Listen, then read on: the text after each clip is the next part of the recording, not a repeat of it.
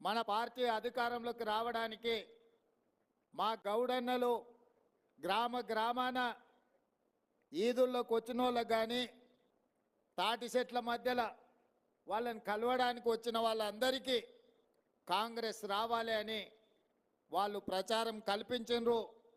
అందుకే అద్భుతమైన ప్రచారం చేయడంలో నైపుణ్యం ఉన్న మా గౌడన్నల సామాజిక వర్గం నుంచే క్యాంపెయిన్ కమిటీ చైర్మన్గా మధుయాస్కి గౌడ్ గారిని కాంగ్రెస్ పార్టీ నియమించింది.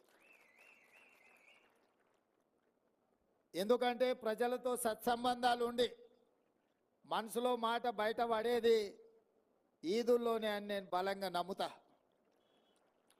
ఏది లోపల ఉన్నా మొదటి ముంత కాకపోయినా రెండో ముంతకు వచ్చే వరకల్లా దాపరికం లేకుండా మా గౌడన్నల ముందు బయటపడేది ఇక్కడనే. వాళ్ళు కూడా